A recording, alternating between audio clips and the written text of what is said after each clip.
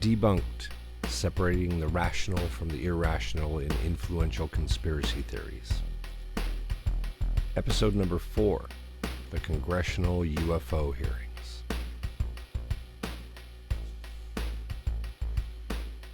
So at the end of July 2023, a congressional committee met to talk about UFOs and UAPs and interview a whistleblower and some other witnesses in that case. The internet immediately went nuts with videos saying the government admits they're aliens. Why aren't more people excited about it or interested in it? Are we just burned out on information? Well, if you already believed that aliens are among us and living among us or visiting us, you felt this was further evidence confirming your belief, or absolute evidence confirming your belief. But if you're a skeptic, you simply heard more of the same unconvincing claims you've heard for decades. First, let me address common reactions I get to my doubts here. Right away, people jump to an extreme, so you don't believe there's any possibility of intelligent life out there somewhere else in the universe. We'll hit that in a minute, but yeah, I do believe that is possible, but them being here right now, observing us or living among us and playing around with us is a completely separate issue from that. And again, UFO, unidentified flying object, doesn't mean by definition alien. It just means something in the sky that we don't immediately know what it is. UAP, which has been known historically as unidentified aerial phenomena, unidentified atmospheric phenomena. NASA just a couple years ago broadened it out to unidentified anomalous phenomena. Also does not by definition mean alien. It simply means there's no immediate explanation for it when it has been cited or recorded. Some of the questions I get here, people will, again, a knee-jerk reaction, say, so you believe everything the government tells you? My answer, no. I simply don't believe your specific alternative to what it is they're telling us. Question, if it's not alien, then what else could it possibly be? Well, the easy answer to that is something terrestrial.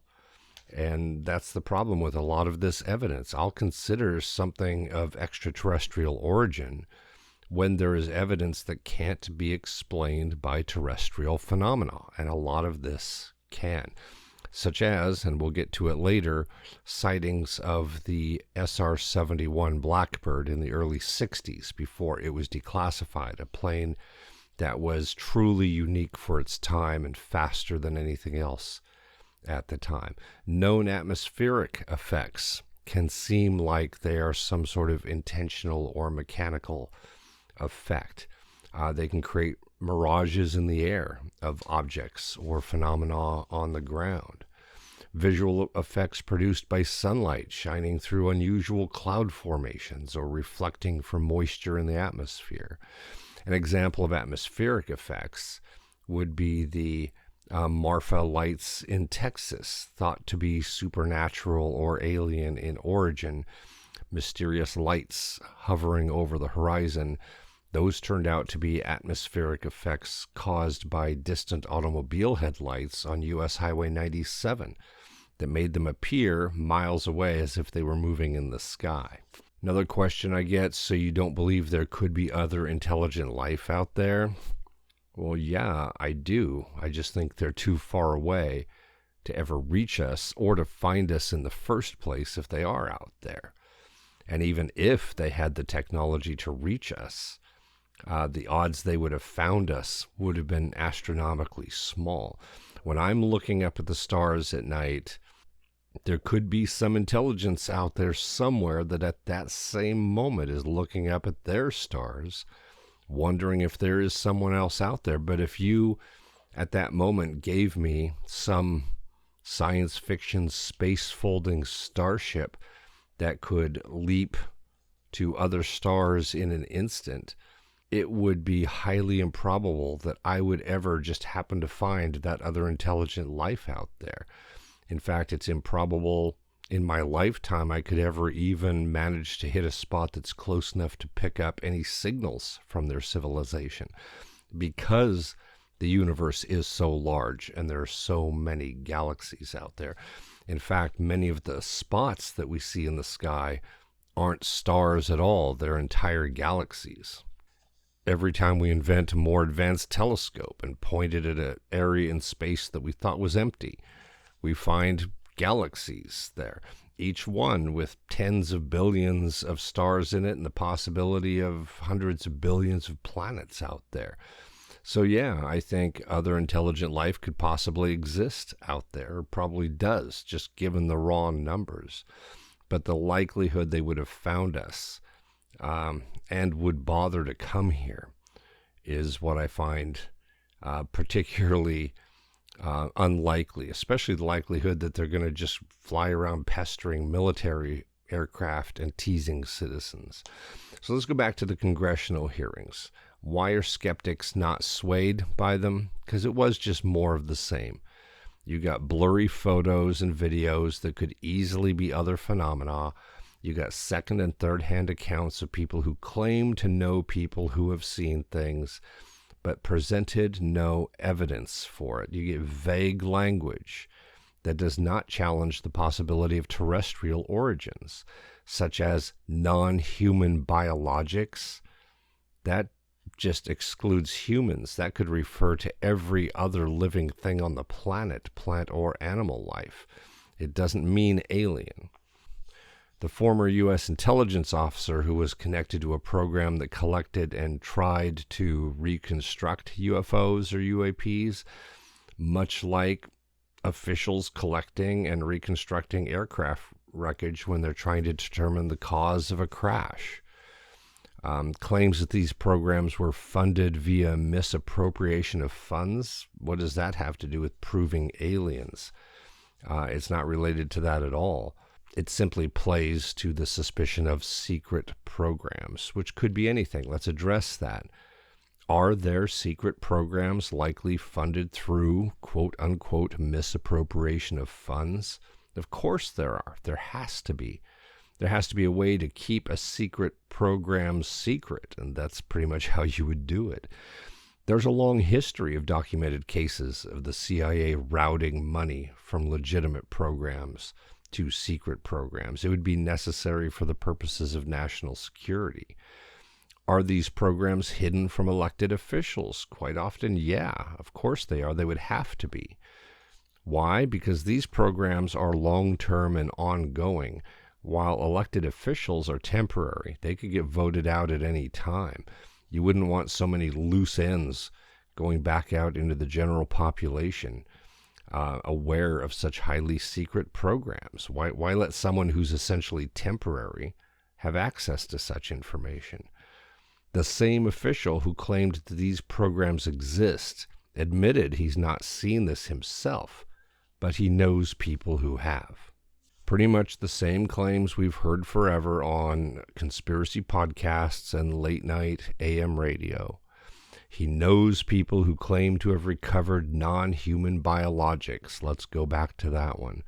Why use an expression like that can refer to any non-human life form on Earth if there's evidence they were not from Earth? Why not say non-human biologics not of terrestrial origin?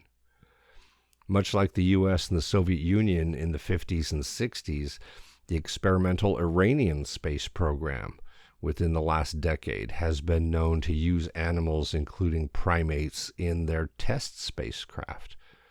How do we know this? Well, probably because some of their launches failed to fully reach orbit and we were able to recover wreckage.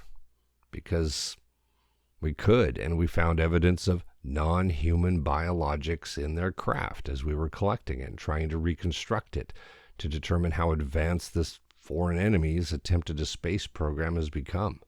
If our surveillance detected an object descending from low Earth orbit but did not know the origin, that object is a UFO, UAP, until it is identified, which would not be until the wreckage was recovered and could be traced and identified.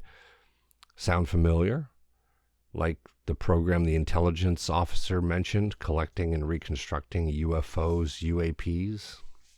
Isn't an unidentified object, being from another country, or a secret aircraft being tested by our own country more likely than a craft that has defied currently known physics to travel to Earth and, despite what would have to be highly advanced technology to make such a journey, managed to randomly crash for no apparent reason? Although this intelligence officer claims there is evidence, he could not give specific examples, even though he also claimed his wife had seen some of it. He says it's because it's too sensitive to release to the public. Well, so why testify in the first place? Why put yourself in the public spotlight if you couldn't bring the evidence that you claim exists that would protect you from these supposed secret groups? Have you seen the movie Mystery Men, a kind of a tongue-in-cheek superhero movie starring Ben Stiller? It included a supposed superhero who claimed he could become invisible. But when asked to demonstrate it, the only problem, he said, was he can't do it when anyone is watching him. He can only be invisible when no one's looking at him. There were some genuine concerns by pilots who felt they should be better informed about UFO UAPs so they would have a better understanding of what they were seeing when they were up there. For example, in the early 60s, even military pilots were not aware of the SR-71 Blackbird when it was going through test flights before it was declassified, and they would sometimes mention having seen it. Given its shape and speed compared to other general knowledge aircraft at the time, the SR-71 could be nothing other than a UFO UAP. It looked nothing like any other aircraft, and it moved faster than any other aircraft in history. In fact, the SR-71 is considered to be a big contributor to UFO reports in the early 60s, especially in the southwest United States. And it's probably the reason that descriptions of UFOs in the 60s started to shift from saucer shape to cigar-shaped objects. Some lawmakers support making the system more transparent and giving both the military and public more information about UFOs, UAPs. That's fine if they really are alien, not so fine if they are experimental domestic aircraft or threats from other countries. Do we want other countries having broad public access to our own programs? Do we want them to be aware of how much knowledge we have of what they are doing? If we did this in the 60s, we would have alerted enemy countries to the development of the SR-71. If it was in the late 70s or 80s, we would have revealed the first stealth. A pilot who testified claimed to have seen a tic-tac-shaped object below him between his plane and the ocean.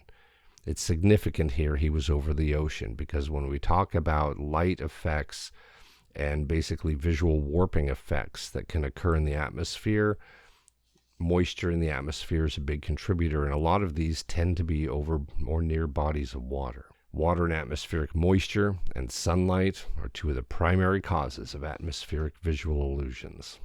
Now, the news media reported this as an object moving at supersonic speed, but the pilot actually never reported that.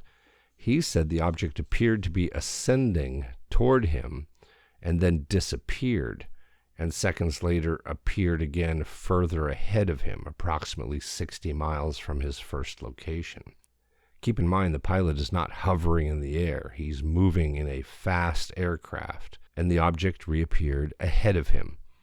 Not to the side, not behind him, exactly where you would expect an optical illusion to reappear.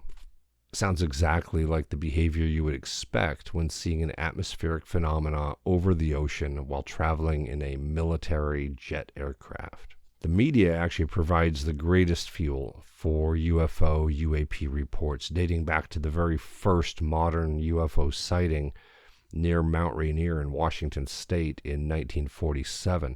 This is actually where the term flying saucer originated, even though the pilot who saw it did not describe it as the saucer shape that the media reported.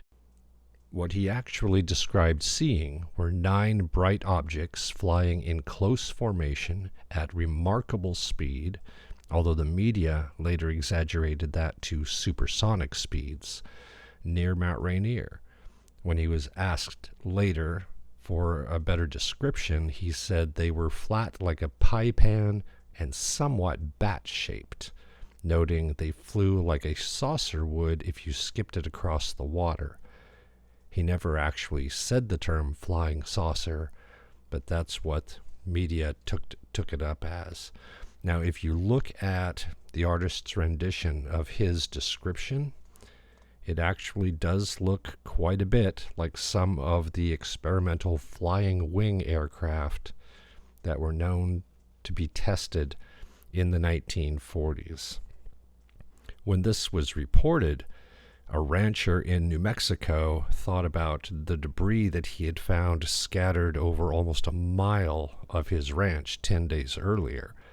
The debris had included tin-foil, pieces of rubber, wooden beams, and an object that appeared to be the remnants of a disc. He collected it, took it to local authorities after hearing this UFO story, and later turned it over to the military.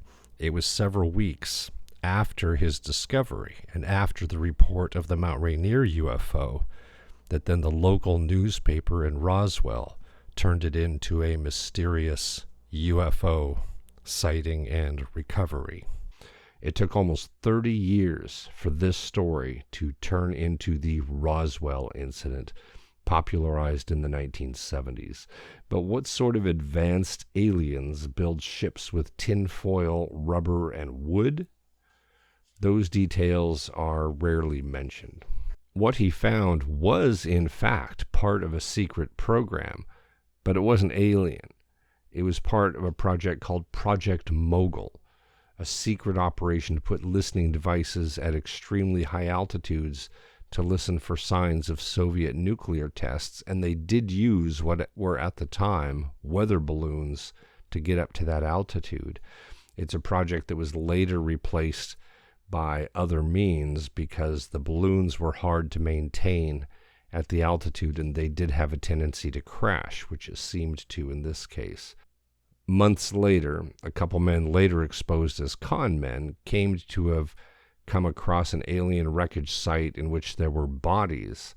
They also claimed to have recovered themselves some of that technology and were offering to sell it, claiming it could locate gas, oil, and gold. Decades later, their claims, because it was in the same general area and around the same time as the rancher, blended into the Roswell incident to include the recovery of alien bodies, even though no apparent real bodies were ever discovered. The important point here is that the Roswell incident got very little attention when it happened. In fact, it didn't actually happen in Roswell, but nearby. It didn't become important until the 70s, when the whole idea of UFO visitation became very popular in media.